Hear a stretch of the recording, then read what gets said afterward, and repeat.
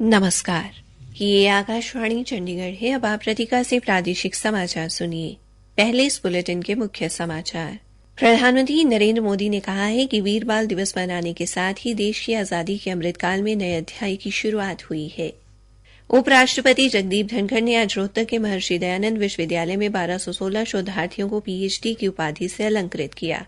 उपराष्ट्रपति ने कहा कि 740 लड़कियों का पीएचडी की उपाधि हासिल करना देश व हरियाणा में बदलाव के गौरवान्वित परिदृश्य को दर्शाता है।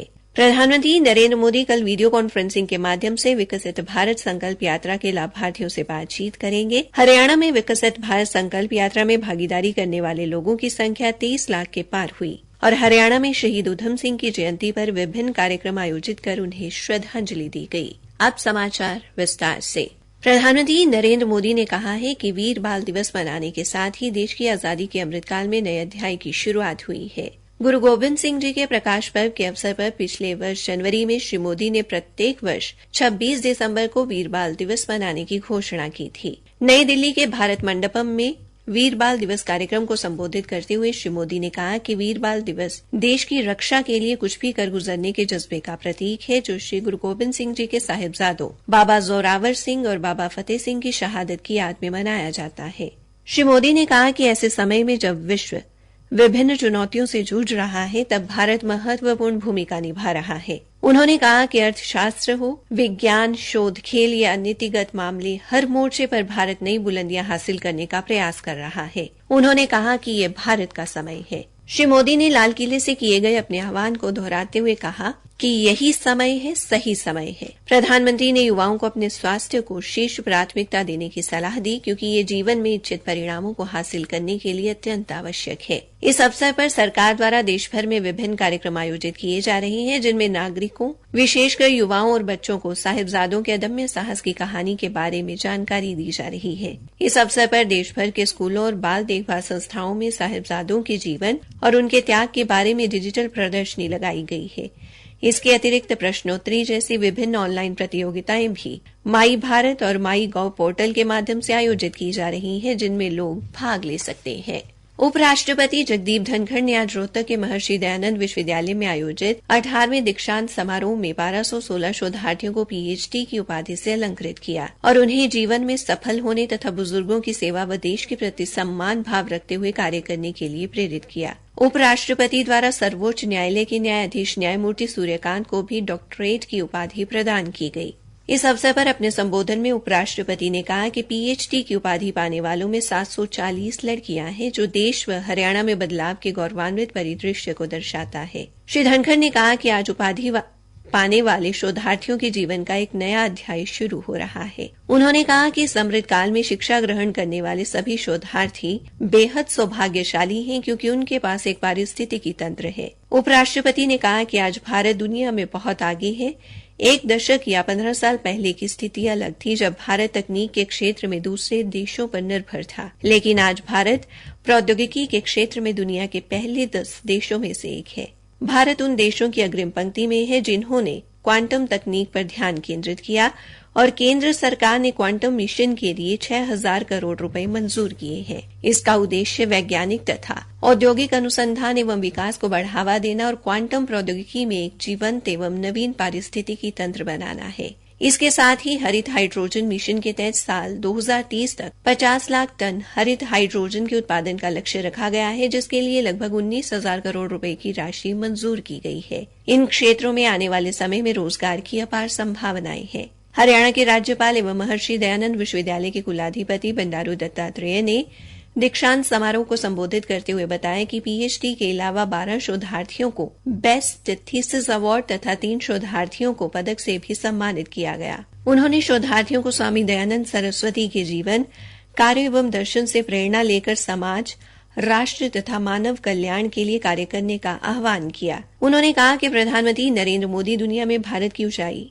ऊंची पहचान बनाने का प्रयास कर रहे हैं और इस प्रयास में सभी युवाओं का योगदान अति महत्वपूर्ण है। दीक्षांत समारोह में उपराष्ट्रपति की धर्मपत्नी डॉक्टर सुदेश धनखड़ तथा उच्चतर शिक्षा मंत्री मूलचंद शर्मा भी उपस्थित रहे।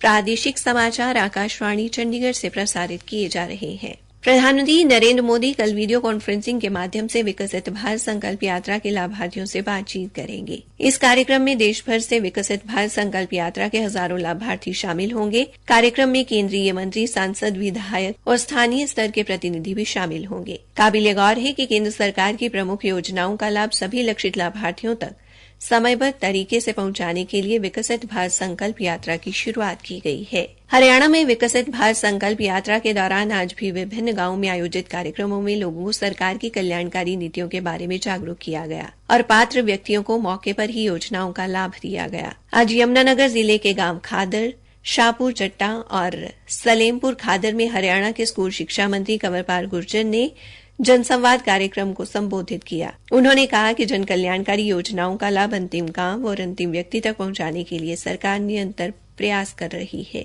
कैथर जिले के गांव नरवल व नीमवाला में महिला एवं बाल विकास राज्य मंत्री कमलेश झांडा ने यात्रा के दौरान आयोजित कार्यक्रम को संबोधित किया और उज्ज्वला योजना का लाभ पाने वाली महिलाओं को गैस सिलेंडर व चूल्हे भेंट किए। सभी जगह लोगों को वर्ष 2047 तक भारत को विकसित राष्ट्र बनाने में अपना योगदान देने की शपथ दिलाई गई।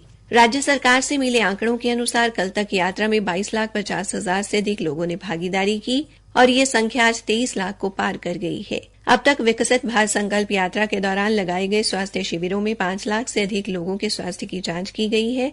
मिली जानकारी के अनुसार कल तक यात्रा के दौरान 18,177 महिलाओं, 29,837 विद्यार्थियों, 4,144 खिलाड़ियों एवं 3,977 कलाकारों को सम्मानित किया गया। शहीद उधम सिंह की जयंती पर आज हरियाणा में विभिन्न स्थानों पर कार्यक्रमों का आयोजन किया गया। अंबाला के शाहबाद सढौरा मार्ग पर स्थित शहीद उधम सिंह की प्रतिमा पर लोगों ने पुष्प अर्पित कर उन्हें श्रद्धांजलि दी। इस अवसर पर क्षेत्र के प्रमुख लोगों ने शहीद उधम सिंह के जीवन पर भी प्रकाश डाला।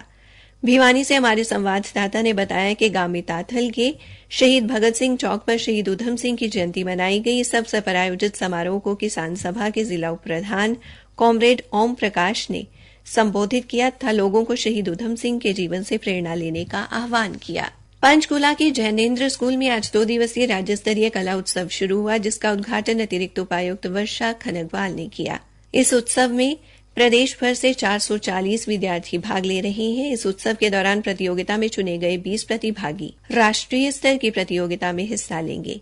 अतिरिक्त उपायुक्त ने बताया कि राष्ट्रीय स्तर पर प्रत्येक वर्ग में एक छात्र व एक छात्रा हरियाणा का प्रतिनिधित्व करेंगे। पानीपत पुलिस ने एक नशा तस्कर को गिरफ्तार कर उसके कब्जे से 1 किलो से अधिक गांजा बरामद किया है। आरोपी की पहचान पानीपत के काबड़ी इलाके के निवासी ओमपाल के तौर पर हुई है। पुलिस ने बताया कि आरोपी को न्यायालय द्वारा न्यायिक हिरासत में भेज दिया गया है। सिरसा में हाल ही में हुई उत्तर भारतीय कराटे प्रतियोगिता में भिवानी के खिलाड़ियों ने 8 स्वर्ण एवं 1 रजत पदक हासिल कर दूसरा स्थान हासिल किया है। आज भिवानी पहुंचने पर खिलाड़ियों का भव्य स्वागत किया गया।